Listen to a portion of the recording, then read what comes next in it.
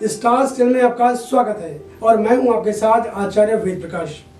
दर्शकों, आज हम बात करने वाले हैं देव गुरु बृहस्पति के उदय होने के बारे में।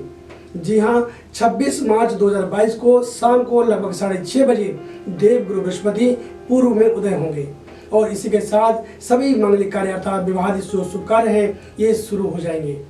शुभ ग्रह बृहस्पति का उदय होना सभी राशियों के लिए शुभ संकेत है।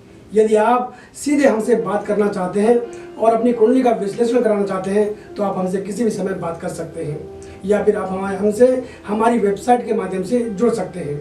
हमारा फ़ोन नंबर है 8588009900 और हमारी वेबसाइट है www.starschannel.com। तो आप हमें अपनी जो जन्म कुंडली है वो हमें बता सकते हैं, हमें डेट ऑफ बर्थ दे सकते हैं और आपके सभी सवालों का जवाब हम आपको देंगे। तो ये जो गोचर होने वाला है, इस गोचर के बारे में मैं आपसे बात करूंगा। सबसे पहले मैं इसके सामान्य फल की बात करूंगा। बात करते हैं मेष राशि के बारे में। इस गोचर के प्रभाव से आपको समाज में मान सम्मान की प्राप्ति होगी और कामकाज की स्थिति में भी सुधार होगा। सही समय पर सही गलत निर्णय की वजह से आपको आर्थिक तंगी से मुक्ति मिल सकती है, यानी कि आपको सही समय पर सही निर्णय होंगे और जो गलत है उनको गलत आंकना होगा। यहाँ से आगे समझदारी भरा कदम जो है अगर आप उठाएंगे तो आप अनेक प्रकार की परेशानी से बच सकते हैं। मकान, वाहन या अन्य प्रॉपर्टी आदि खरीदने का मन हो तो आप विचार कर सकते हैं। महत्वपूर्ण कार्यों की जिम्मेदारी स्वयं लेना आपके लिए हितकर हो सकता है और पारिवारिक गतिविधियां यथावत चलती रहेंगी। और सबसे बढ़िया बात जो है कि आपको भाग्य का साथ मिलने वाला है। तो मैं ये सोचता हूँ अगर सामान्य फल की बात करें तो मेष राशि वालों के लिए देव गुरु बृहस्पति का उदय होना अच्छी बात है। बात करते हैं वृष राशि के बारे में। अधूरे छोड़े गए कार्य जो है वो आपके पूर्ण होने वाले हैं और ये कार्य लाभदायी भी रहेंगे। बुद्धि विवेक के साथ योजनाबद्ध तरीके से अपने काम को आगे बढ़ाने की योजना आपको बनानी चाहिए। समाज में अपनी भूमिका बनाए रखें। इस बात का खास ध्यान रखें कि आपकी आय के हिसाब से लेन देन बनाए रखें और देखा देखी या फिर ऐसे कोई गलत फैसले न लें जिसकी वजह से आपकी परेशानी बढ़ सकती है। जीवन साथी के साथ रिश्तों में सुधार आएगा और विद्यार्थी वर्ग के लिए समय अनुकूल दिख रहा है। अगर मैं बात करूं प्रेम प्रसंगों की तो प्रेम प्रसंगों के संदर्भ में एक दूसरे पर विश्वास बनाए रखें। भौतिक सुख साधनों में इजाफा होगा। तो मैं सोचता हूँ बृहस्पति का जो ये गोचर होने वाला है ये वृष राशि के जो जातक हैं उनके लिए भी ये अच्छा रहने वाला है। बात करते हैं मिथुन राशि के बारे में। इस गोचर के प्रभाव से आपके पारिवारिक मामले और जीवन साथी के साथ संबंधों में विशेष सुधार देखने को मिलेगा। घरेलू मामलों में निर्णय मिलकर लेने में आप समस्याओं से बच सकते हैं और आपको आपकी जो समस्या है उनका समाधान तत्काल मिल जाएगा। एक ओर जहां आर्थिक उन्नति के रास्ते खुलेंगे वहीं दूसरी ओर काम को लेकर नए प्रस्ताव भी आपको प्राप्त हो सकते हैं। कोई भी बड़ा निर्णय जल्दबाजी में लेने से बचें और पुरानी जो की हुई गलतियां हैं उनको आप बिल्कुल भी ना दोहराएं। सामाजिक मामलों में भी आपके द्वारा लिए गए निर्णय महत्वपूर्ण साबित हो सकते हैं। जरूरतों के मद्देनजर खर्चे भी बढ़ सकते हैं, अतः आपको बजट का ध्यान रखना होगा। भाई बहनों के साथ रिश्तों में सुधार होगा और उनका पूर्ण सहयोग आपको मिलेगा। तो मैं सोचता हूँ कि जो मिथुन राशि के जातक हैं उनके लिए जो देव गुरु बृहस्पति का उदय होना है ये काफ़ी अच्छा रहने वाला है। बात कर लेते हैं कर्क राशि के बारे में। कर्क राशि के जातकों के लिए सबसे बड़ी बात होगी अनावश्यक खर्चों पर आपकी रोक लगने वाली है और शुभ कार्यों पर खर्च करने का आपको मौका मिलने वाला है। बड़ा निवेश अनुभवी क्षेत्र में किया जा सकता है, परंतु उधार के लेन देन जरूरत से ज़्यादा नहीं करें तो बेहतर होगा। अपने काम से मतलब रखते हुए दूसरों के मामले में जबरदस्ती घुसने से आप अपनी दिनचर्या को न खराब करें। इससे आपके संबंध और आपका पैसा दोनों ही खराब हो सकते हैं। और सबसे बड़ी बात यहाँ पर होगी कि अगर आपने अपने मकान खरीदने का विचार बना रखा है या आप कोई वाहन खरीदना चाहते हैं तो आप इस योजना पर आप काम करें और आगे बढ़ें। निश्चित रूप से आपके जो प्रयास हैं वो सफल रहेंगे। शिक्षा साक्षात्कार के जो परिणाम है वो इस दौरान अगर आने वाले हैं तो उनके अनुकूल रहने की उम्मीद है। बात करते हैं सिंह राशि के बारे में। इस दौरान जो भी परिणाम आने वाले हैं वे सभी आपकी खुशी को बढ़ा सकते हैं या ये कह सकते हैं कि आपकी मेहनत रंग लाएगी। अभी समय आपके पक्ष में दिख रहा है, अतः समय का फायदा उठाने की जरूरत है। समय आपको एक बेहतर शुरुआत करने का मौका देगा। यदि आपका कहीं से पैसा आना है तो किसी न किसी माध्यम से प्राप्त हो जाएगा बेरोजगारों को भी शुभ समाचार मिल सकता है, जबकि शिक्षा, साक्षात्कार और प्रेम प्रसंगों के लिहाज से समय में सुधार होता हुआ दिखाई दे रहा है। यात्रा का प्रसंग भी इस दौरान बनेगा और आपकी जो यात्राएं होंगी वो लाभदायी रहेंगी, लेकिन वाहन आदि का इस्तेमाल आपको सावधानी से करना होगा, इस बात का आप खास ध्यान रखें। बात कर लेते हैं कन्या राशि के बारे में। निवेश किया गया धन नए लाभ के साथ आपके सामने आ सकता है और काम के नए अवसर मिलेगी। आपको सलाह दी जाती है कि निर्णय लेते समय मन में दुविधा की जो स्थिति है वो पैदा बिल्कुल ना होने दें। समय साथ दे रहा है, इसलिए रिस्क लेकर काम करने की कोई आवश्यकता आपको नहीं है और शांतिपूर्ण ढंग से कार्य को आप आगे बढ़ाते रहें। इस दौरान छोटी मोटी यात्रा का सहयोग बनेगा जो लाभदायी रहेगा, परंतु यात्रा में अपने कीमती सामान का आपको ध्यान रखना होगा।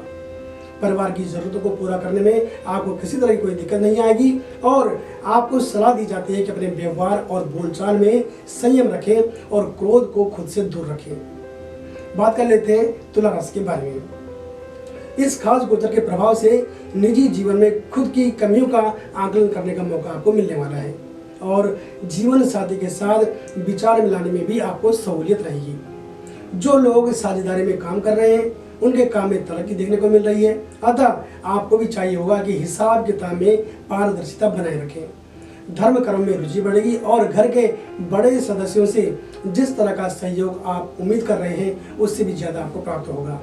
बच्चों की गतिविधियों का ध्यान रखें, उन्हें उनकी कोई भी ऐसी जिद को आप न माने जिससे उनको नुकसान पहुंच सकता है। बात कर लेते हैं वृश्चिक राशि के बारे में। इस खास गोचर के प्रभाव से कामकाज की गति में तेजी आएगी और योजनाबद्ध तरीके से काम करने में आपको दिक्कत महसूस नहीं होगी। काम को लेकर आने वाले परिणाम भी पक्ष में आते हुए दिखाई दे रहे हैं और घर में किसी के स्वास्थ्य को लेकर जो चिंता या व्यस्तता चल रही थी वो भी अब दूर हो जाएगी। मकान वाहन आदि को लेकर निवेश की योजना बनाई जा सकती है। जीवन साथी के साथ संबंधों में निकटता का आभास होगा और कोई शुभ समाचार भी आपको मिल सकता है। मुझे ऐसा लगता है कि अब आप जो खुलकर खर्च करने की आपकी इच्छा रहती है वो अब यहाँ पर से आप खुलकर खर्च कर पाएंगे, लेकिन मैं आपको फिर भी ये सलाह दूंगा कि आप दिखावे के लिए खर्चा ना करें। बात करते हैं धनुराशि के बारे में। धनुराशि के स्वामी है देवगुरु बृहस्पति और बृहस्पति के उदय होने के बारे में हम चर्चा कर रहे हैं। इस गोचर के सुप्रभाव से विद्यार्थी वर्ग को जो है मन मुताबिक परिणाम प्राप्त कर पाएंगे और भाग्य का साथ उनको मिलने वाला है, अतः आपको समय का सदुपयोग करना होगा।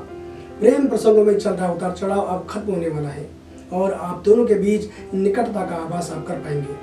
समाज के बीच खुद की कही गई बात कमजोर ना पड़े, इसलिए आप अपनी बात पर अड़े रहें और आगे से जो सामाजिक बयानबाजी है उसको आपको ध्यान से करना होगा। बोलते समय शब्दों का चयन आपको करना होगा। दाम्पत्य सुख की अगर हम बात करें तो दाम्पत्य सुख की प्राप्ति आपको होने वाली है और जो जातक अविवाहित हैं, जिनका अभी तक विवाह का योग नहीं बन पा रहा था और काफ़ी समय से वे प्रयास कर रहे थे, तो मुझे लगता है कि अविवाहितों के लिए मनपसंद रिश्ते आ सकते हैं और आपको भाग्य का साथ मिलेगा। बात करते हैं मकर राशि के बारे में। इस गोचर के प्रभाव से सामाजिक मान मर्यादा बढ़ेगी, परंतु जानबूझकर किसी से भी झूठे वायदे आप ना करें। बोलचाल में सावधानी बरतें और शत्रु पक्ष को हल्के में लेने की आपको बिल्कुल भी आवश्यकता नहीं है।